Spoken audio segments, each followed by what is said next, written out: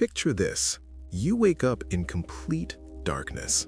Not the darkness of a room with curtains drawn, but true darkness. No glow from a clock, no standby lights, no street lamp bleeding through the window. Just black and cold. Cold enough that your breath fogs in front of your face, though you can't see it. Before you can do anything, before you can see, before you can warm yourself, before you can begin your day, you need fire. And fire takes effort. Fire takes time. Fire carries risk. This was the reality for most of human history, for your great-great-grandparents, for their parents before them. We're going to walk through an ordinary day in a world without electricity. Not the history of it, not who invented what, just the systems, how things actually worked. Because understanding how people lived before electricity isn't about nostalgia, it's about seeing how profoundly a single innovation changed nearly everything we do. For the vast majority of human history, we're talking 200,000 years of our species existing, this was just life. And yet, people didn't just survive. They built civilizations, raised families, created art, fell in love, told jokes, and invented remarkable solutions to the challenges of daily existence. So, how did they actually do it? How did people live before electricity? Let's start with something we completely take for granted: light after sunset. For thousands of years, when the sun went down, humanity had essentially three options: fire, more fire, or darkness. And fire, as it turns out, came in many forms, each with its own trade-offs. The most basic option was the hearth fire.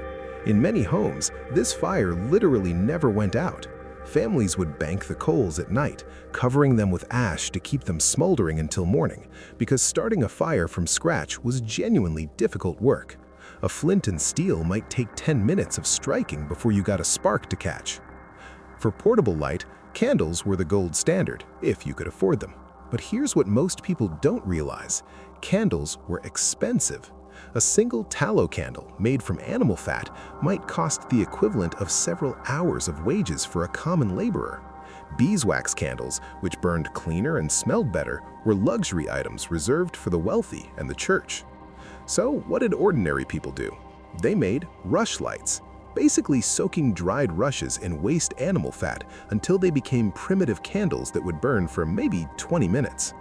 William Cobbett, an English writer from the early 1800s, described how his grandmother would spend autumn evenings preparing rushes for the winter, peeling them carefully and dipping them again and again.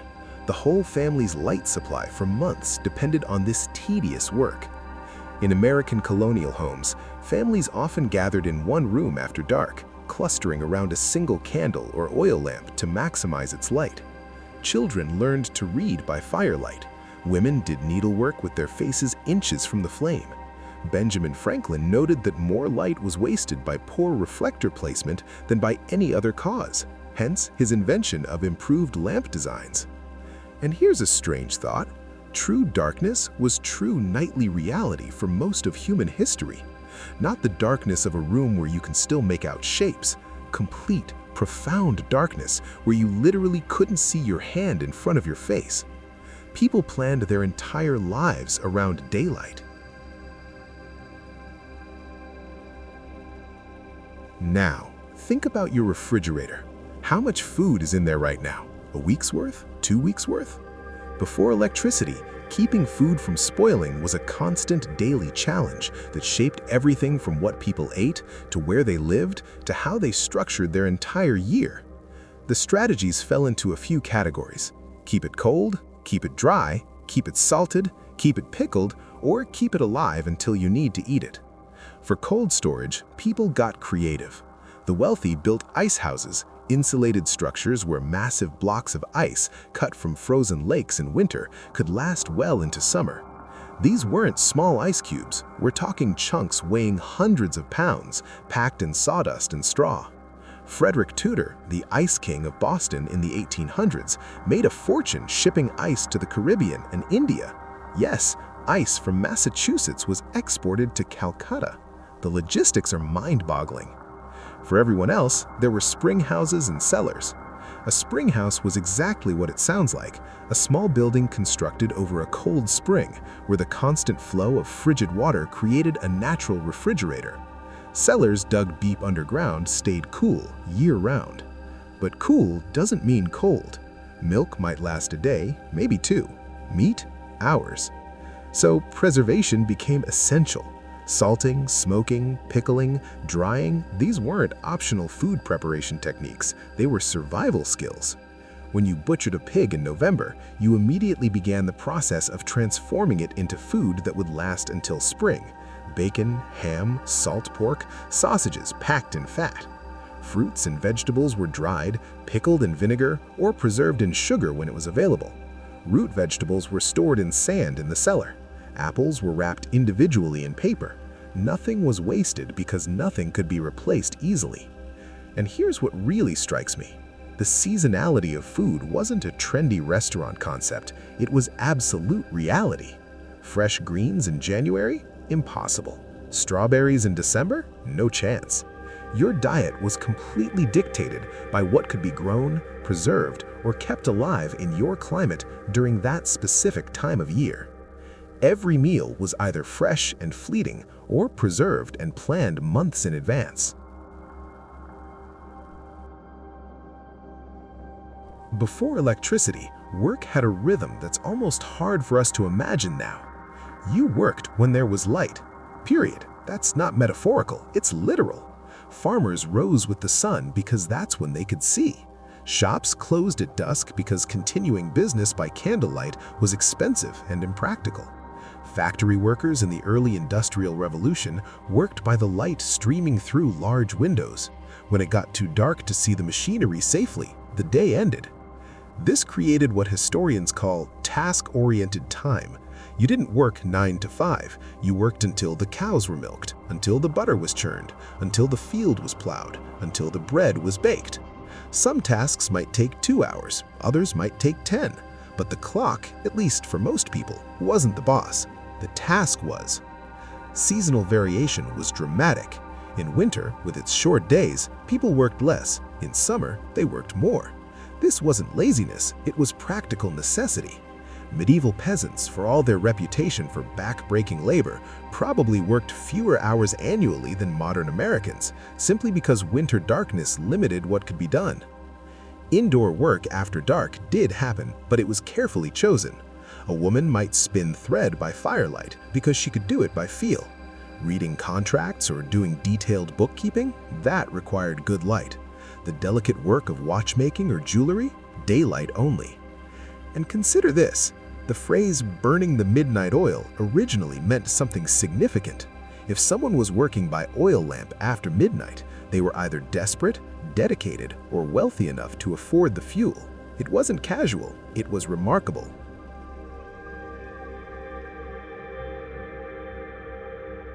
Let me ask you something. What's the temperature in your home right now? Whatever it is, it's probably roughly the same temperature it was yesterday, and the same it'll be tomorrow. You've got a thermostat set to 68 or 72 or whatever your preference is. Before electricity, your home's temperature was as variable as the weather outside, and managing it consumed enormous amounts of energy and time. Heating meant fire, which meant firewood, which meant labor. A typical household in colonial America might burn 30 to 40 cords of wood per year. A cord is a stack 4 feet high, 4 feet wide, and 8 feet long. Multiply that by 30. Someone had to fell those trees, cut them to length, split them, stack them, dry them, and haul them inside all winter. The fireplace itself was staggeringly inefficient.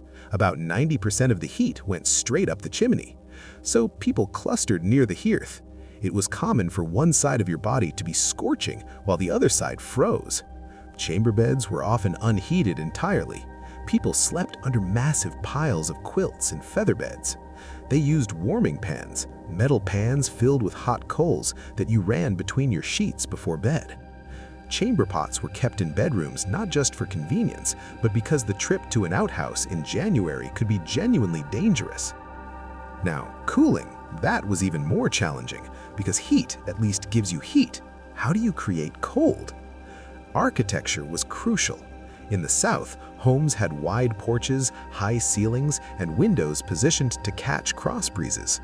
People actually studied the prevailing winds before building their houses. The shotgun house design, where you could shoot a gun through the front door and the bullet would pass straight through to the back, was specifically engineered for airflow. Wealthy families decamped to summer homes at higher elevations. Everyone else employed simpler strategies. Work in the morning, rest during the hottest part of the day, work again in the evening. Loose, light-colored clothing, fans, not electric ones, handheld ones, waved by your own arm, or, if you were rich, by servants. The rhythm of life bent around temperature in ways we simply don't experience anymore.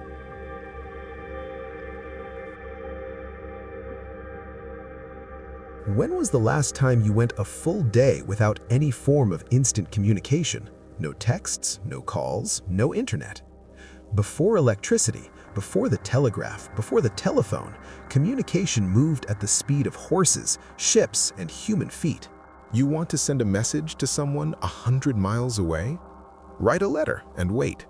Wait for someone to carry it. Wait for them to read it. Wait for them to respond. Wait for the response to travel back. This might take weeks.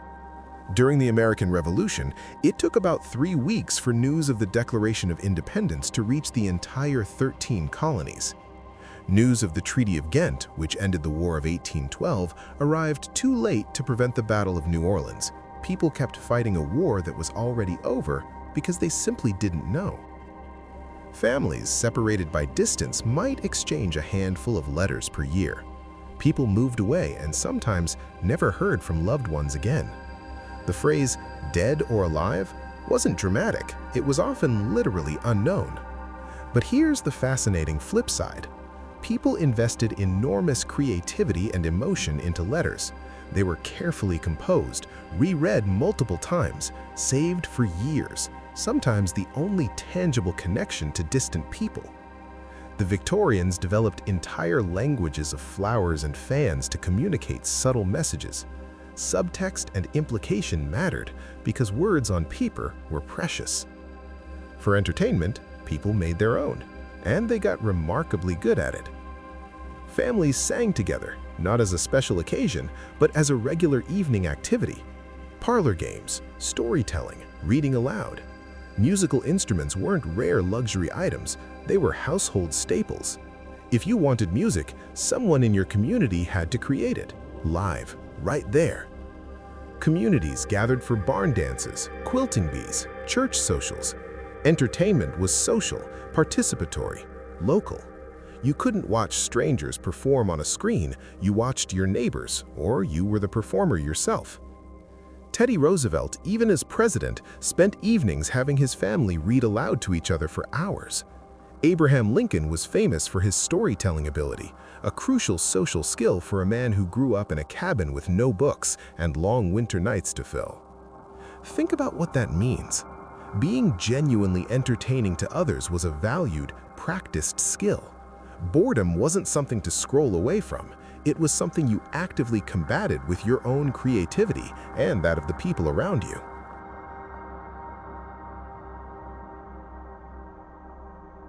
Quick question. What time is it right now? You know, instantly. Look at your phone, your computer, your watch. Exact time down to the second. For most of history, what time is it was a much fuzzier question.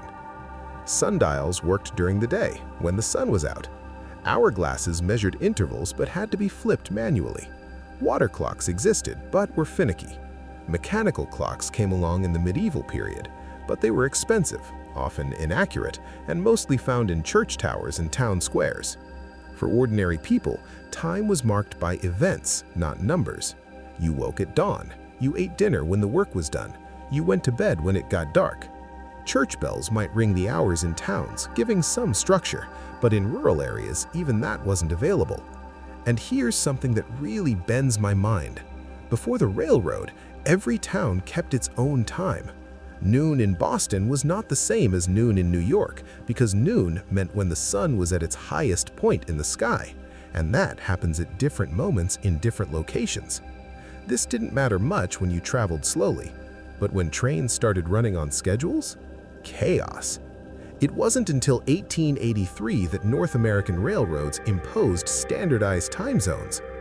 Without alarm clocks, people used knocker-uppers. Yes, that was the actual job title, who tapped on windows with long poles to wake workers for factory shifts, or they trained themselves to wake at certain times, a skill we've largely lost. The pace of life was different. Not necessarily slower, people worked hard, but less regimented. Your day bent around natural rhythms, light and dark, hunger and satiation, weariness and rest, the seasons, the weather, the harvest. The tyranny of the clock, with its expectation of precise scheduling and productivity measured in hours and minutes, is actually a fairly recent invention, closely tied to industrial production and, yes, electric lighting that made every hour equally usable.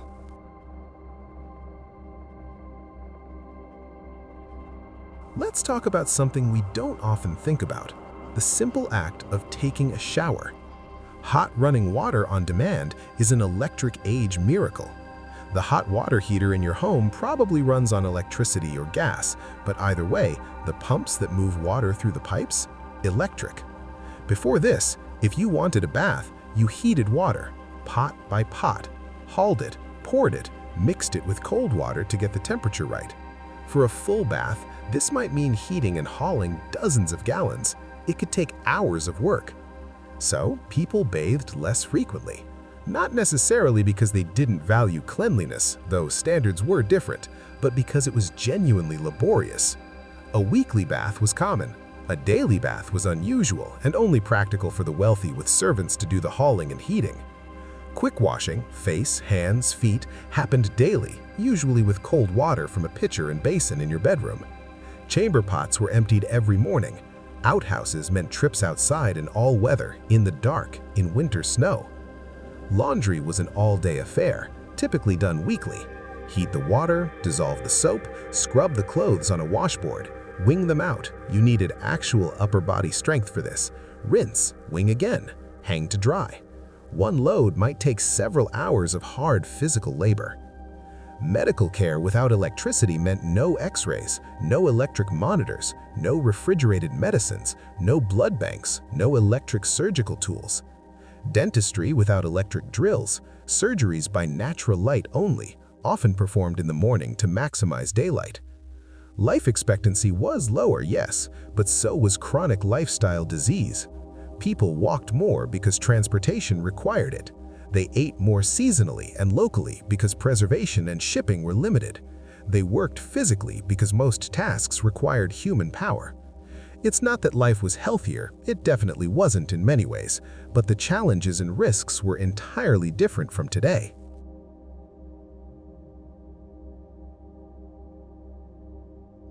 Getting water meant carrying it, by hand, every single time. In rural areas, you had a well. You'd lower a bucket on a rope, crank a pulley, or work a hand pump, physically pumping a piston to pull water up from 10, 20, sometimes 30 meters deep.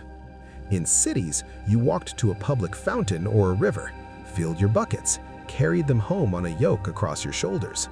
A single trip could take half an hour, and you made multiple trips a day for cooking, drinking, washing. Some homes collected rainwater from the roof into cisterns, but there was no filtration. Bird droppings, pollution, sediment, it all went in.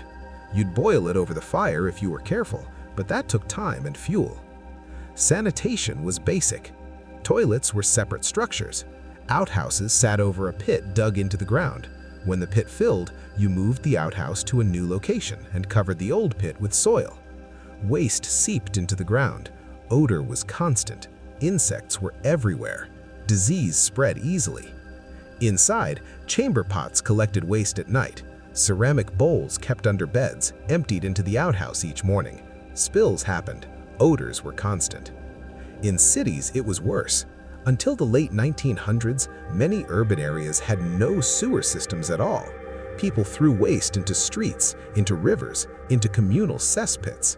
Cholera, typhoid, dysentery, waterborne diseases killed thousands every year because clean water and proper sanitation simply didn't exist for most people.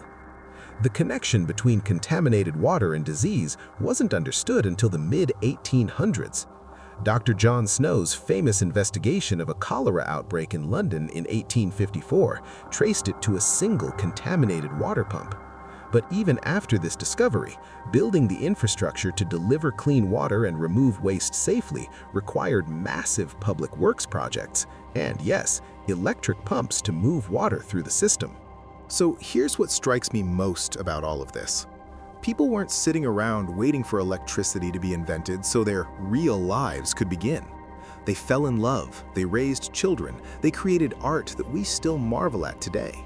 Art made entirely by natural light or candlelight. They built cathedrals and bridges. They wrote books and composed symphonies. They explored continents and sailed oceans. They laughed, argued, dreamed, and built the foundation of everything we have today. What they had that we often lack was an intimate relationship with natural rhythms.